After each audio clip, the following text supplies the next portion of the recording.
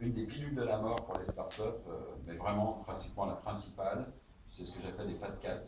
C'est-à-dire, j'ai tellement convaincu un investisseur qui a mis des sommes qui sont relativement importantes que je me mets sur un trend de dépenses qui correspond à l'argent que j'ai levé, au lieu de me mettre sur un trend de dépenses qui correspond à l'argent que je pourrais gagner.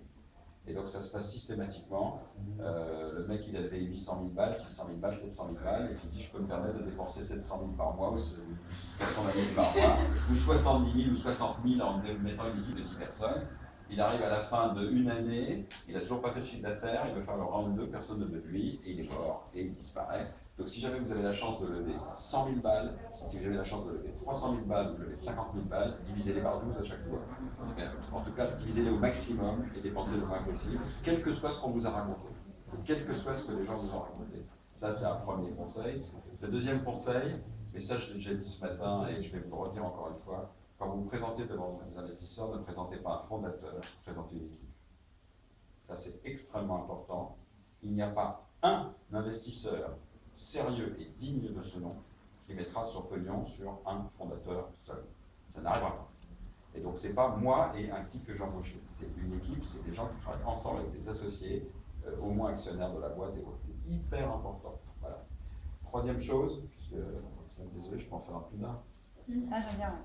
Troisième chose, il faut que vous pensiez à une chose, c'est, je redis les trucs que j'ai dit ce matin, c'est marrant, mais du coup je les reprends. On s'en fout d'être le premier, mais on s'en branle, mais à un point, vous ne pouvez pas être. Ça n'a aucune importance d'être le premier, d'ailleurs, avec le premier, en général, on se plante. Donc, si votre projet n'est pas le premier, ça n'a pas d'importance. Par contre, un MeToo, c'est grave. Si c'est la même chose qu'un autre, où j'apporte rien de plus que l'autre, là, c'est naze. Il faut faire mieux et apporter des choses supplémentaires. Mais être le premier, mais oubliez sortir le produit 3 mois plus tôt en ayant des bugs dans tous les sens, sous prétexte que sinon l'autre, il va être le premier. Vous oubliez ça, ça n'a aucune importance. Ceux qui vous ont raconté qu'il fallait être le premier, ils vous ont menti. Ça, c'est très important. On est français, on sera dedans. Exactement. Ça, c'est le point. J'essaie de penser encore à quelques petits points, mais ah oui. Qu'est-ce qui fait que votre projet, quand vous faites un projet, posez-vous une question qui est toujours très intéressante. Est-ce que les gens ont besoin de ce que vous faites? Est-ce que vous-même, vous en aviez besoin? Est-ce que c'est un projet que vous aviez fait pour vous-même, par exemple? Moi, je sais que j'ai fait BVRP puis AvanQuest sur une idée de projet pour étiqueter mes disques vinyles. Donc, au départ, j'en avais besoin et qu'il n'y avait pas de produit sur le marché. Donc, dites-vous une chose, si vous avez besoin déjà de ce que vous faites, c'est déjà pas complètement idiot. Mais après, si vous ne faites pas un projet qui correspond à votre besoin, dites-vous quel est le vrai besoin. Alors, je vais vous donner un exemple qui a été donné dans un texte que j'ai lu récemment, que je trouve absolument génial sur les startups. C'est un super texte, d'ailleurs, il faudrait que je le retrouve pour Roxane, parce que je voulais le diffuser.